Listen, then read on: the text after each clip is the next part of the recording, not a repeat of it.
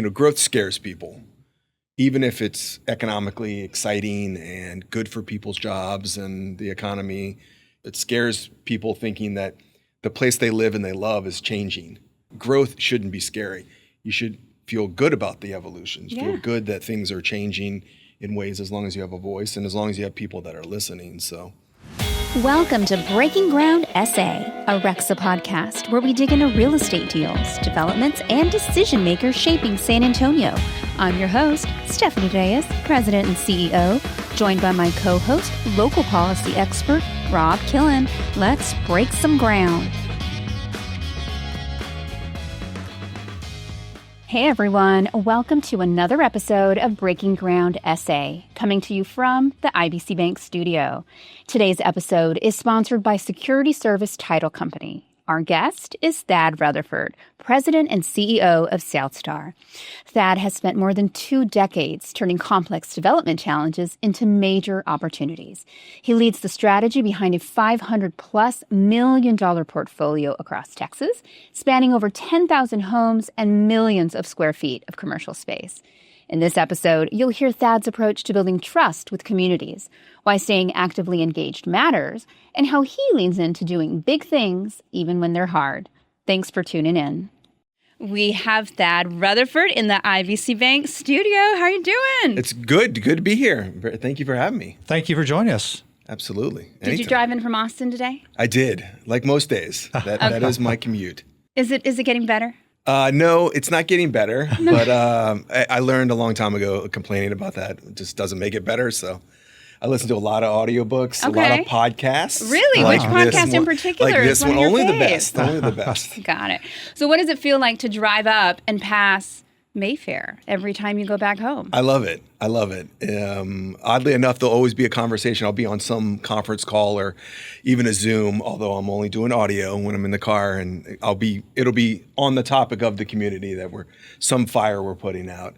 And I'll drive right by it and see the sign and be very proud. So I bet. It's exciting. Well, we want to take it back to the beginning. Yeah. We want to know where you grew up, what it was like. Tell us about it. So I think some know this, but I'm a second generation developer, followed in my dad's footsteps, and which was a struggle in the beginning, just wanting to do my own thing, but following somebody that had already previously been successful. So I learned a lot from him, worked all over the state of Florida. Okay, so you're in Florida. Yes. You grew up in Florida. Yeah, I grew up in Miami in the Coral Gables area. That's where our original corporate headquarters is, now located in New Braunfels. And just kind of learned the business from the ground up. Like the very first project I got to work on was a very large, at the time I didn't realize this, very large master plan community in Jacksonville. And my father said, hey, you can't be close to me. People are already going to give you heck for nepotism. If you really want the opportunity and the respect, you got to go out and do your own thing. So he threw me out in the field. This was a 1,700 acre master plan community. Well, how old were you at this time? Oh, I was 20. I was 26. Okay. And so, I got to learn in the field, working with some great engineers, great planners, great entitlement attorneys, building this community in South Jacksonville. And so it was looking back, how lucky I am. I didn't know if I truly realized it at that point. I didn't realize how successful my father was. I didn't really know what he did for a lot of years. I was raised by my mom, and he was around financially, but that's interesting. Not like in my life. And so working for him, I got to know my dad as an adult, not as growing up as a kid. And he, I just didn't realize how he had been previously successful as a developer. He had run a bunch of public development companies in Florida and went private. And then that's when I joined him. So I bebopped around the state of Texas, and we were doing projects in Dallas, but I stayed primarily in Florida until about 2007. I came over and built a golf course in Horseshoe Bay.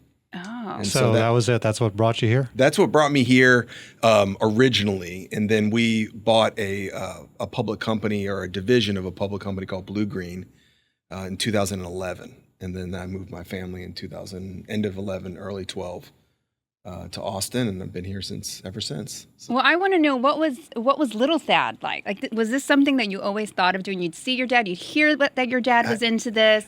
I wish I had a good story like that, Stephanie. It was out of needing a job. I had graduated. I think I got relatively decent grades, but I didn't realize what I wanted to do. I couldn't figure that out at that age, kind of the mid-20s. And so he came to me and he gave me the opportunity. And, I guess that was he didn't know who I was either because we weren't close. So we were both taking kind of risks. Oh, that's great, and, though. My dad was always one that wanted to please people. And I think he wanted to make his son happy. But, 20 some odd years later, the company has evolved 2 or 3 times. He's no longer with us. He passed a few years ago, and had retired previous and kind of handed it over to me. I don't think he ever realized he was going to do that. Yeah.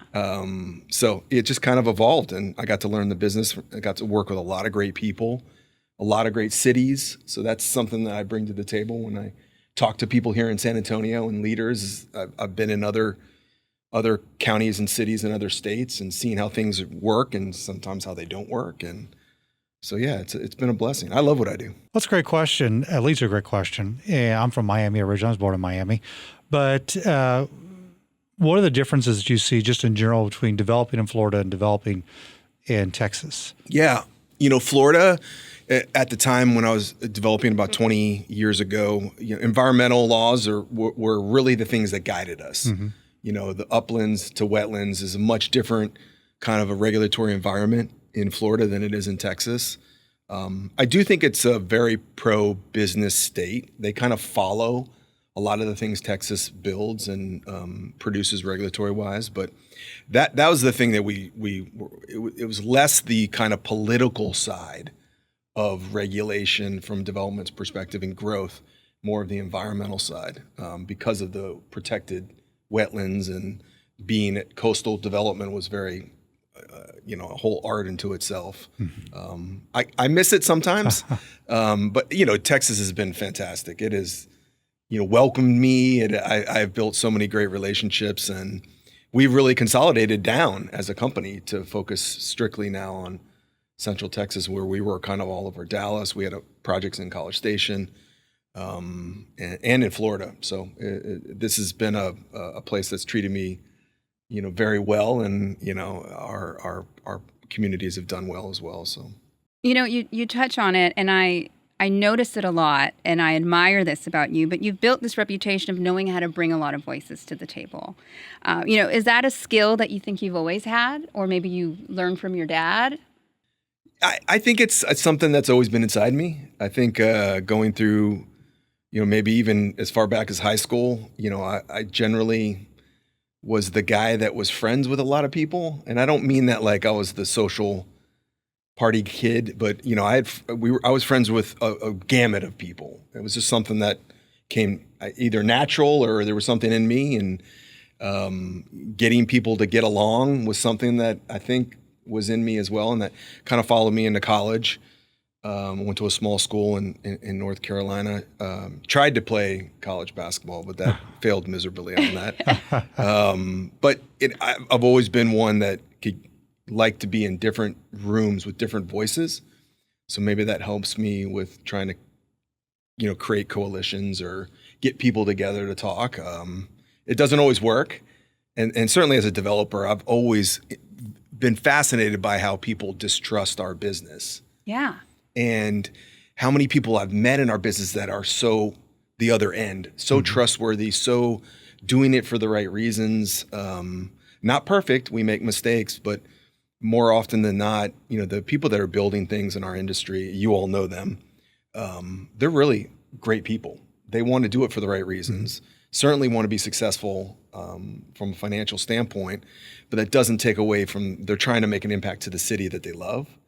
And, that gets often, lost in the room when you are presenting a project and people are like, I don't know, growth's scary. Who are you? You're just trying to make a you buck. Greedy developer. Exactly. Yeah. And I think I've thrived in those rooms. Oddly enough, taking the the arrows and just trying to understand, why are people so angry right now? Like, why do they not want this community to be built?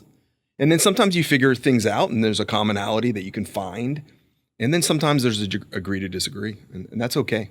Yeah, I've seen it. I've seen you, interacting with elected officials, and you're so warm and approachable, and I think that really helps the situation. You can tell you're coming into it. Yeah, you're a heavyweight in the industry. It is what it is. But when you walk into a room, you can tell that there's heart behind it. You really want to make a difference. It shows. Yeah, trust is a big thing. Sorry. Yeah. No, I was going to say, have you ever had to completely pivot from a project because of political pushback or community pushback? I'm really stubborn, Stephanie. I mean, when things are difficult, I get really motivated, and I get my team. We get motivated on things that are difficult. So I don't know if we've lost out on projects, but that's more of a financial thing. Usually we're potentially chasing something that other people are interested in as well. But I don't think I've ever walked away. I think there was one large, in Florida, they're called Development of Regional Impact, DRIs. They're kind of large scale projects. There was a DRI in Southwest Florida that we actually had to walk away from due to environmental pushback. It eventually got developed by another developer. But other than that, no. I mean, like I said, it serves us well to be stubborn in our business, not because we think we know it all, but because there's a solution. There always is. Even if someone is angry about this happening or this rezone or this issue, or I always think there's a way to find some sort of commonality where you can get to something where people feel good about it. I love these stories because I've heard the craziest things over the years with stakeholder groups and folks who just aren't informed. What's the craziest pushback you've heard on a project? Oh, give us the tea, Thad. Yeah, I built a lot of treatment plants in my life. Sewer plants are always one that just come back. I've had situations where, we were building a treatment plant in an existing overall master plan community. It's a very large 4,000 acre community.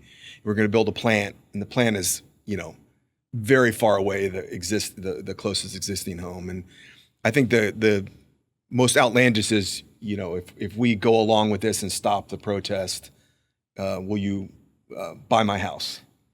Okay. So we weren't going to buy the house. Right. That was a little bit of a step too far, but we told them we would help them sell their house. Now, this is an existing home that could be almost a mile away from the plant. The plant is on the other whole end, and I think that was something that was a little outlandish.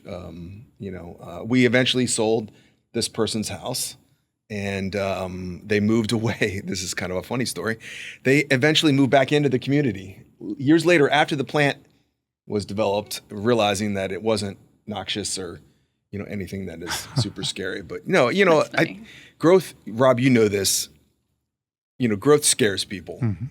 Even if it's economically exciting and good for people's jobs and the economy, even if it's being done at the right responsible level, as we all try to strive for, it still scares people. It scares people thinking that the place they live and they love is changing.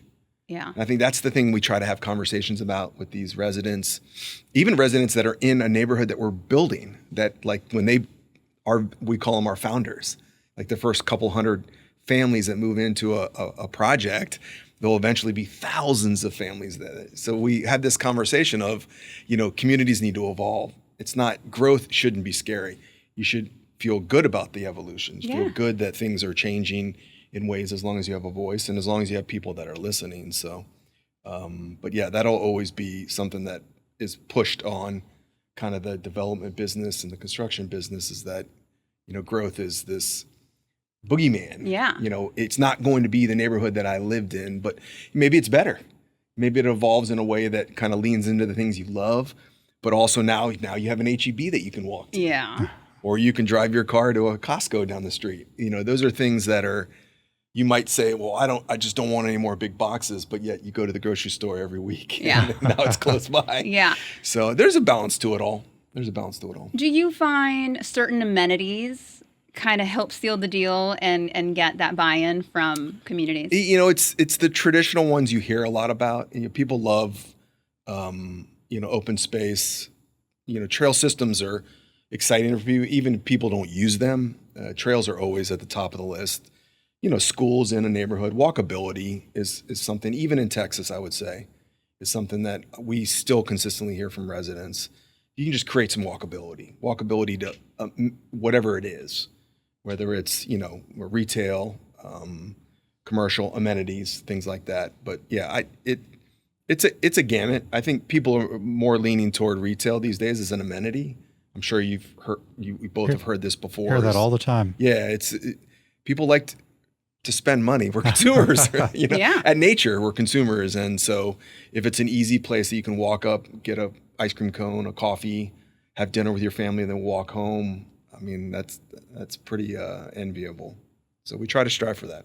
That's great. So you talk about relationships. So when in your career did you realize that relationships and getting buy-in is just as important as making the deal pencil?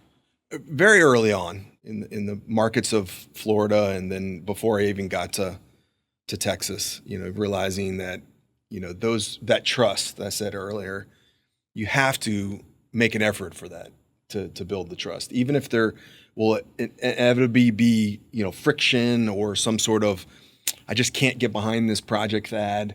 You still have the votes, but I'm just going to have to sit this one out or vote against you for whatever reason. It's that trust, and you got to try to work on that. I did not know anyone that lived in the South Side. 13 years ago? And, now we've got 2 very large projects in the South Side. We're working on a third, and, I've built some of the best relationships I have in my life. Personal friends, business acquaintances, people that I can call at a drop of a dime in a market that was culturally very different than mine.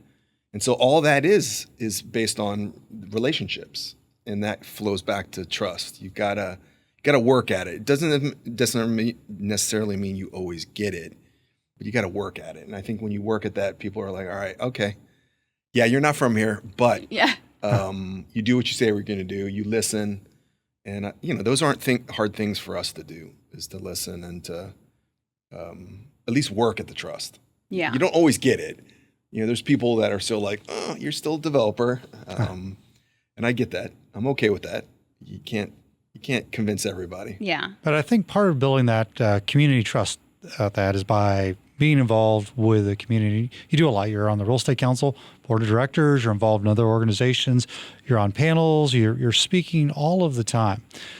Was that something you were always doing from a young age, or is it something that you've kind of grown into?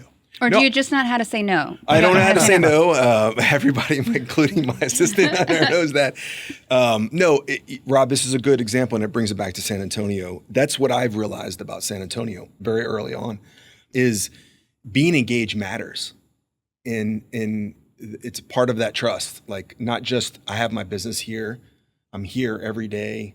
My investment is here. My commitment is here. It's the engagement. I think I saw other people in RECSA, other people in these other organizations when I first got to town many years ago, and that I knew that was something. It was important for people to say, you know what, I will talk about what we're working on. I think that is, not hiding behind, whatever we're doing. I think I realized that the city believes in that, and engagement. Part of the trust I built in some of our South Side relationships is just being there.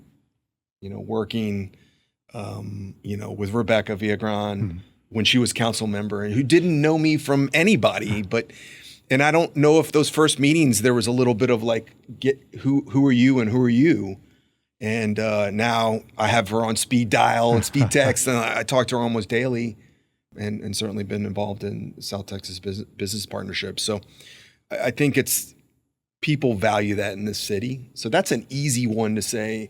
If you're in San Antonio and you're building your career and you're not from here, even if you are from here, you should know this even more, is get engaged. whether it's in RECSA, which we have a lot of opportunities, as I don't need to tell you that. Right. There's plenty of engaging. There's so many boards and committees and commissions.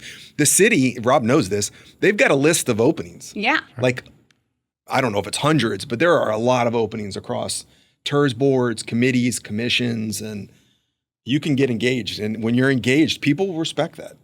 Yeah, they do. I mean, you were on the SEAC at SAWS, so you play a really important role in also laying out fees and playing a part in what regulation looks like for developers. So you go above and beyond. I don't know where you find the time.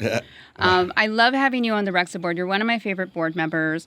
And like I said, you walk in, you're so approachable, but you command respect. And I think everything that you've done has led to that. I appreciate it. Did you join RECSA willingly, or did somebody twist your arm? Ooh, I don't even remember who did. I just got to town and I saw who was doing what. I'm always a big believer in who's working on what. So like I'm always, every time I have lunch with Rob, what are you working on? Like I'm fascinated. I'm a real estate nerd.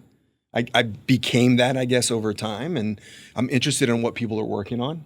And what they're working on kind of informs on what's going on. So all of those things, I guess somebody that was working on something said, yeah, I'm on the board. I'm like, well, how do you get on the board? What do you do? Like, how often do you meet? Like, what do you guys talk about? And, I love our board. I think that's a safe space where people can talk about things that are very important. We're not just pushing just the organization forward, but just our members as a whole. What are you doing? What's important to you all. So I can't remember who asked me. I know Fernando and I have worked together for a long time. Diego with yeah, Metro. Diego, exactly, with Metro. And I knew Brad Carson before he was chair, because I think he was chair years ago. It was something before. It was before then. Okay, it's been a while then. It's been a while. But I think these organizations are important.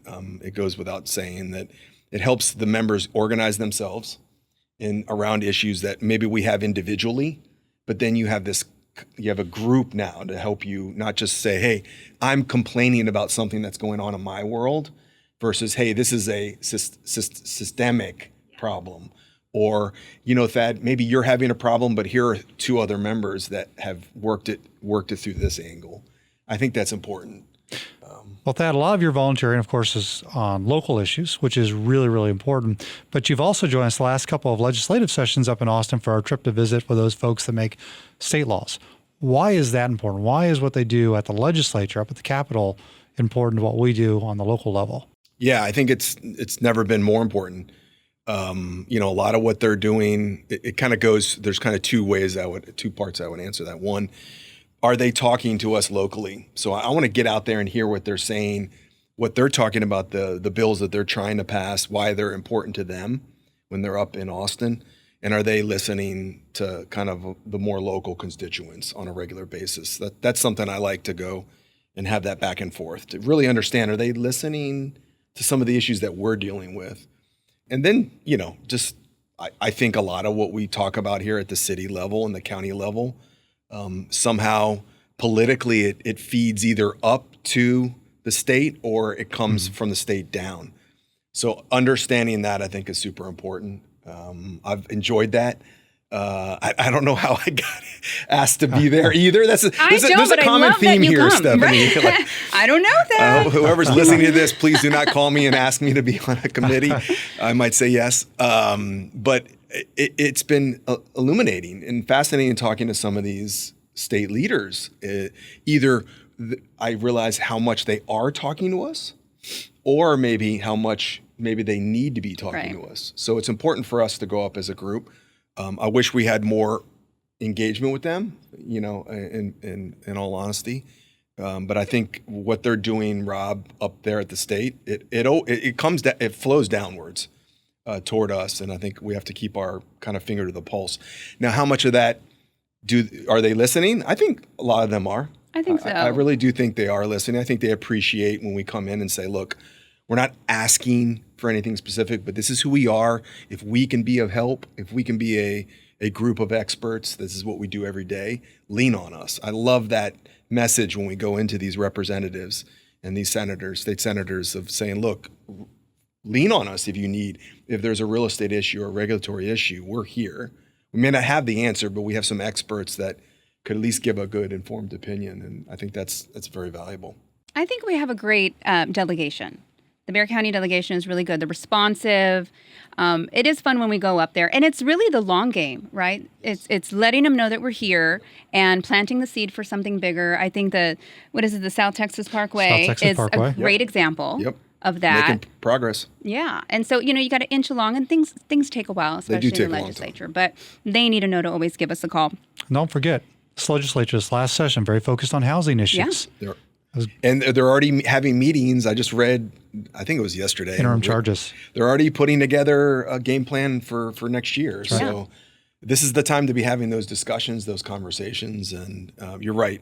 Housing is going to be on the forefront, I think, for the next few. And water conservation, which affects us all. Yeah. That's right. So I think it's super important for our voice to be heard. And that's part of the trust that we were talking about earlier, is them understanding who we are. We're not just complaining. We're not just asking for one specific thing, but we care about all of it. I think that's a part of engagement that I think is super important for younger people in our industry to understand, is you don't want to just be the person mad about one issue. You want to be the person that's engaged in as many as possible, even if it doesn't always affect you, because that'll build trust, I think, a little bit faster. Yeah. Or we're not looking for shortcuts all the time, right? We're here to talk about solutions. Correct. Let's use common sense, data, that kind of thing.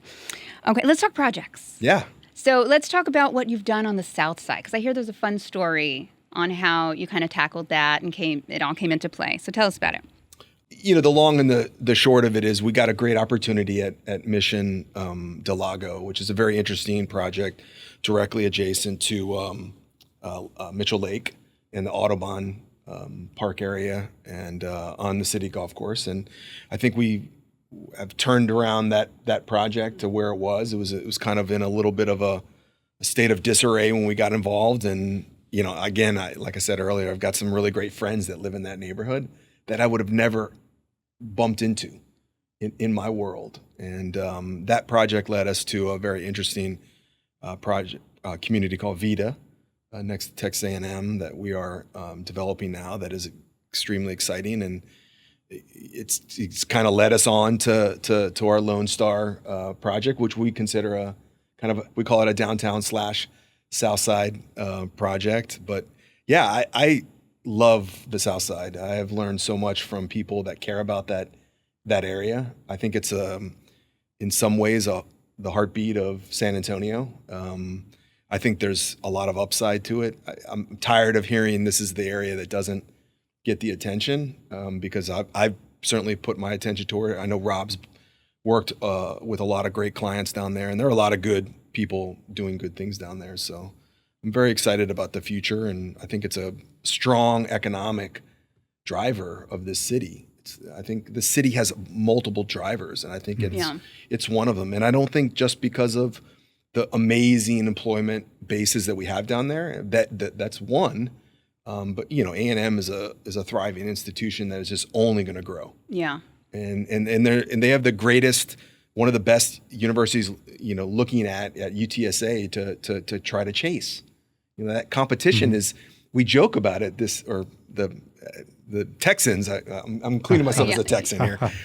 This UT A&M thing. It's exciting to me as an outsider in some ways, because great institutions, huge backing to make them successful as tier 1 institutions, growing their buildings and their degree programs. And A&M San Antonio is chasing an amazing university in UTSA. And I love that. I think it's good for both of them. Yeah. They're serving like different parts of the community, and I'm very excited about what's going on down at the South Side. We are eventually going to have a Roadrunner Jaguar football game. I would love that. I can't wait for that. And yeah, the sports program is blowing up. And I got down there wasn't a sports program. Mm-hmm. Yeah. And Darnell and his group have done an amazing job. Big supporters down there. Vida is a interesting mixed use community that I don't think everyone thought was a reality maybe 10 years ago. It was a big idea even 15 years ago. It's a long, the original name Verano has been around for a long time. Yeah. And I think that's another thing that I get drawn toward, is things that have been kind of around for a while but kind of stumbled, and maybe my developer ego gets involved and says, "Hey, I'm stubborn. We can make this work." And you've done it. So far, so good. So what is your like internal barometer for success? Oh, we actively talk about this at Southstar and our team. Is we say, clearly we have to have a financial success model that works, right? We don't just do things to not be financially successful. We have investors, we have partners. We're putting capital into these ventures. We balance that financial success with community impact. I think that's probably about a decade ago we realized that we don't want to give up one for the other.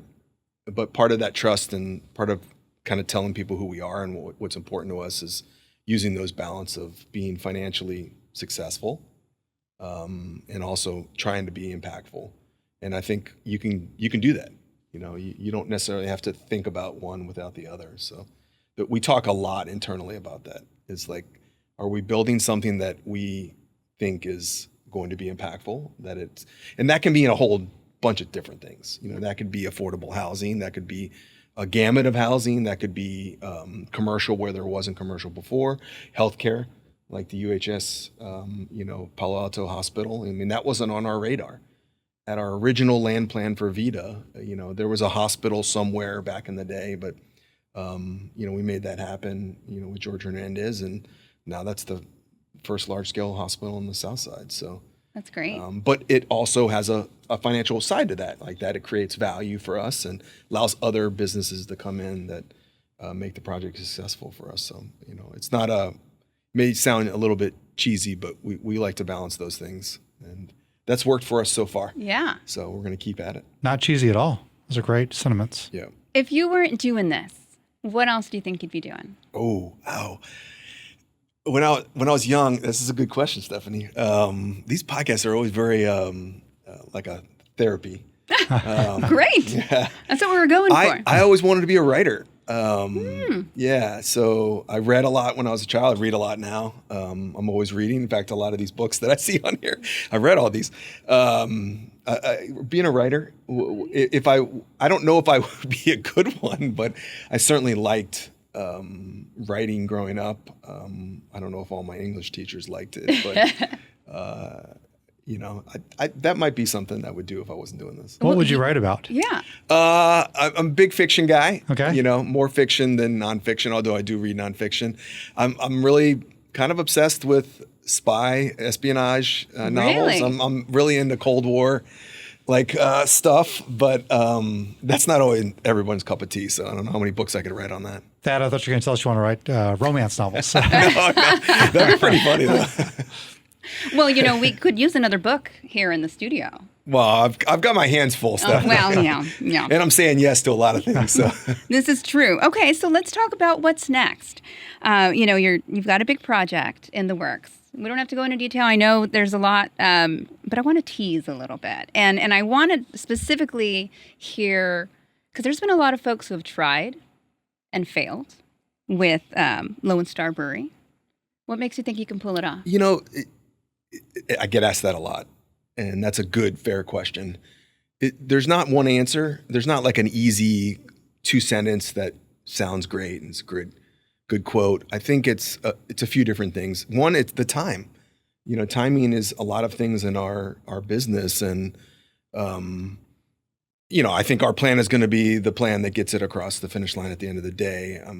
But I think the time, when you have what Randy and his team and the ownership at the Missions are doing with their baseball stadium and the district around that, when you have Peter and his team and the Spurs doing the sports entertainment district, hopefully moving, all of that happening.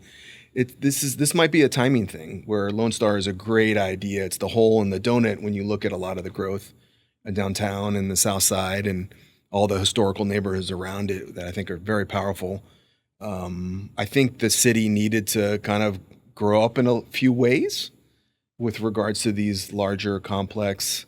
What do you mean? Mixed-use projects? I mean, look, there are a lot of cities that have built their success on providing opportunities for these kind of downtown mega projects, we'll call them. I know people don't like that word, but these are mega projects. These are not one building. These are multiple buildings in a district form that have mixed uses that are going to be built over years. And you can see across the country in downtowns that have, even smaller downtowns than San Antonio, that have been successful building off of the creating opportunities, creating public-private partnerships that are valuable to the private development business to then put in investment to build out these amenities. These are city amenities. I don't have to go to a Missions ballpark, Missions game. I'm going to say this, Randy's going to kill me. Not a huge baseball fan, but that ballpark is going to make an impact in my life, and make an impact in maybe even my family's life, and certainly my business. And I think that's something that we need to lean into, and we get caught up. And I know, I heard Ron talk a lot about this. We get caught up in we've got potholes. Why are we building a stadium? And those are we can be more sophisticated as a city and tackle both of those issues. It doesn't have to be a one or the other. And I think the timing of those districts are so important to other projects that are larger and more complex. And sometimes things just fall into place. So I've been looking at Lone Star and the land around Lone Star since 2020 when it kind of came to the market in a distressed form. And it was, during COVID, so there was a lot of downtime. We were all in our houses, and I was like, well, maybe I could take a run at this. And people always ask, how many Lone Stars have you built? And I think the thing that we tell people is we've never developed anything 2 times. Everything is a little bit different. You think that's on purpose? I don't know, Stephanie. That's I got to think it's somewhere in our DNA that we want to build something that's reflective of that opportunity, that location, that submarket, whatever that project or community is. Hopefully we are building it for that time in that place versus I'm just going to build something and it's successful, so it's like a widget. I'm just going to keep doing it. And that might be some of the criticism that our suburban developers get a lot, is that we kind of replicate things over and over again. You don't have to. There are things you can put twists on it, and I think the thing that I've learned is you can dive into these story of a neighborhood. It's pretty interesting, even in the suburbs, even in that kind of path of growth in West Bexar County and North Side. And there are some very interesting stories that you can tell that you can loop it into the land plan and to the idea of a community. And, that's what drives Lone Star for me, is the historical neighborhoods around it are some of the oldest in Texas, which is pretty crazy. King William, Lone Star neighborhood, Roosevelt, Lavaca. I mean, those are 4 of, the most established neighborhoods, residential neighborhoods anywhere close to downtown. So I find that interesting. We like to lean into that type of storytelling. I think people find that more authentic. And so that's maybe why we don't build the same thing twice, is we're thinking about those things. That's served us well. So again, if it serves us well, we're not going to lean away from it. Sure. And it may not be easy. Again, starting off with getting voices in a room, you got to listen, and you're not going to agree with everything you hear, but it's still important. So, which project have you driven by and said to yourself, I can't believe we pulled that off? Oh, that's a good one. Because it's near and dear or more recent, Vita was a big cluster when we got there, and we were approached by the city. Tell us that story. Yeah. So Mike Etienne, assistant city manager years ago, great guy, worked with him in the TERS staff at Mission Del Lago and had built up the TERS and kind of organized it and got it in a really good working. And he came to me and said, hey, there's another TERS down the street and it's next to Texas A&M. And, what are you guys doing for the next couple of years? And so we got connected to the owner and flew out to Las Vegas and met them and just started conversations. And next thing you know, we purchased a piece of the overall historical Verano. So I think that one had a lot of what we in the development business say had a lot of hair on it. Okay. that you had to give a haircut. You've heard that, Rob, before. It's got a lot of hair. Have you heard this, Rob? Well, and Verano in particular, Vita had a lot of hair on. The ownership group you met with was just the latest iteration of ownership groups. I was involved in the very, very first piece of Verano when they were first doing site selection for Texas A&M San Antonio. And it seems like, and done an amazing job, but it seemed like a pipe dream at the time. How are you going to do this and get A&M San Antonio here and then build a community around it? And folks struggled with it until you came along. Yeah, we certainly started from scratch too. We didn't take old plans, similar to Lone Star. We're starting somewhat from scratch to try to not put our own spin on it, but maybe look at it with our own perspective. And probably we'll go back to some of the other ideas, but that's what we did at Verano, now Vita, is to sit down with A&M. What did they need? We talked to some of the other employers around Toyota and other not JCB at the time, but Navistar and things. So, it seems like, I guess it's now a theme. If it's difficult and if people have tried it before. So if there are other difficult projects out there, I'm sure the phone might ring. You'll get the call. Challenge accepted. But it goes to relationships.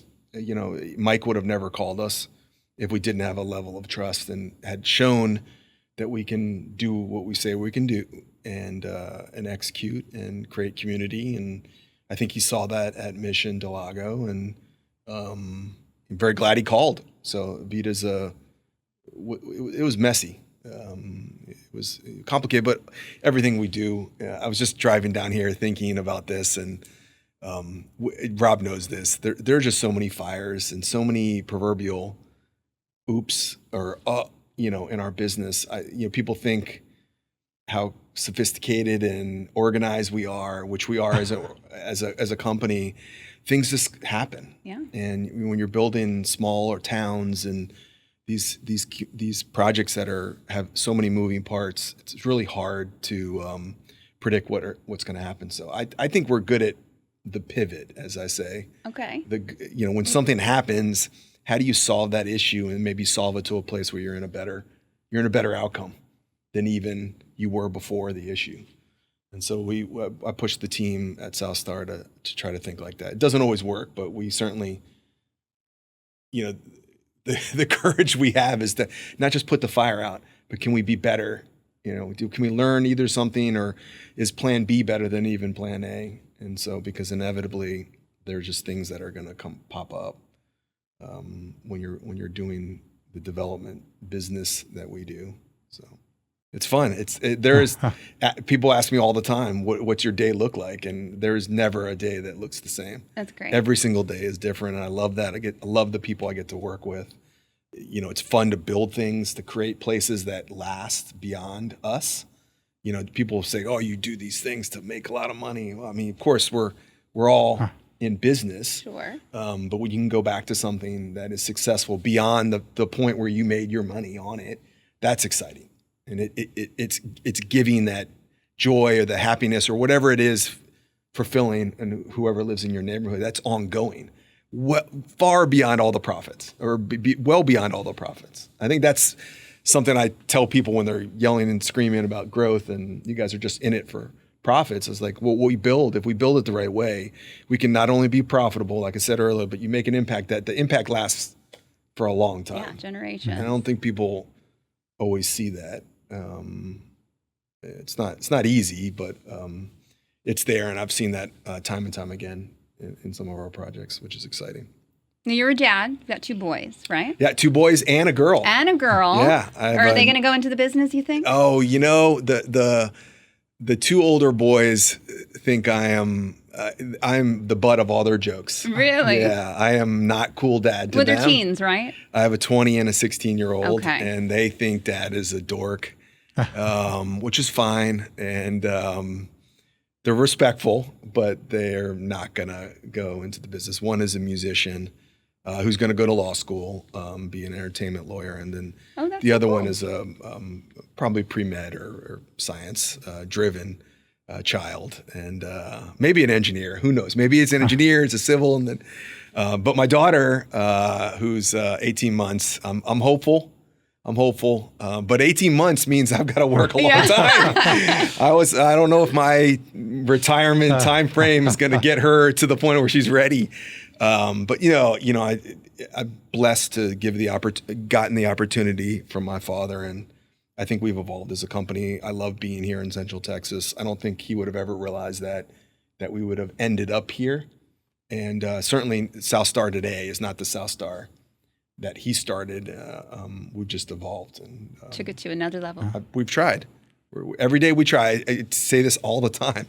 Almost every day is someone's like, "Oh, you guys do good this," and I don't know if we're good, but I know every day we wake up and we try. We make mistakes, we stumble, but we wake up the next day and we just keep trying. And I think that informs on people who we are. So we'll keep trying. Well, this is the fun part, Thad. Yeah. We've got some rapid fire questions Let's do it. for you. I'm ready. All right. All right. Early morning deal making or late night problem solving? Oh, early morning. Yep. You're an early riser too? Definitely. Yeah. I in my with some caffeine, I'm peak. I always tell people I peak about 11 a.m. From let's say 6 to 11. I can get a lot of deals done. You're in a good club. Yeah, Sure, Rob over here, crack it down. I'm not a 4 late a.m. night. Late night, I kind of want to wind down. The kids. I don't want to look at emails late night. See, that's when I jump into action because the kids' stuff's done, the work day's done, and that's when I have my time. But I guess I'm the minority you're here. Odd one out this one. Yeah. Okay, handshake deal or detailed contract? So. Probably more handshake, but you can't get away with that anymore, right, Rob? No. Call your lawyer first. Yeah, I would. My team will tell you all day long. They're like, "Wait, Thad agreed to what?" When they have to they have to paper something after I've agreed to it. But definitely handshake. Okay. What's more unpredictable, a development timeline or I-35? Ooh, a development timeline. Yeah, I can. Even though 35 is a mess, I kind of know where the messes are and how to, I'm going to run into that mess. I just know to add an extra 30. So definitely a development timeline. Yeah. What's your go-to drink at fight night? Ooh, Tanqueray and club soda. Okay. Yep, that's my fight night drink. What's your favorite San Antonio spot? Ooh. I had a couple of meals at Leche de Tigre. Okay, I haven't been there. It is amazing. And they have a cool little bar area inside, and they have a nice little patio out back. And it's right down the street from the future Lone Star District. And there you go. I love their food there, so highly recommend it. Okay, got to try that. What's your go-to guilty pleasure when you're off the clock? Ooh. If there's a good movie on, I don't care what time of night it is, I'm making myself a bowl of popcorn. So that would be my homemade. Like I'm no microwave stuff. Oh, really? Yeah, I do the oil, pop it in a big pot. Yeah, do my own spices. Yeah. Like that. That's what are your favorite movies? I do like a lot of espionage movies. Okay. Thrillers, mysteries, yeah. This is the last one. What's one thing you'd tell your younger self? Someone asked me this the other day. Definitely shut up and listen. Okay. Great advice. I think listening is an art that maybe my generation and the generations younger than me are losing out on. So hopefully everybody's listening right now. Shut up and listen. Thank you so much, Thad, for coming on the podcast, Breaking Ground SA. You were a great guest. You are doing amazing things. We want to have you back to talk about Lone Star in the future. Absolutely. Such an exciting project. And thank you, everyone, for listening and watching. And thank you to Security Service Title Company for sponsoring this episode. Thank you all. Appreciate it. Thank you, Thad. Thank you. Thanks.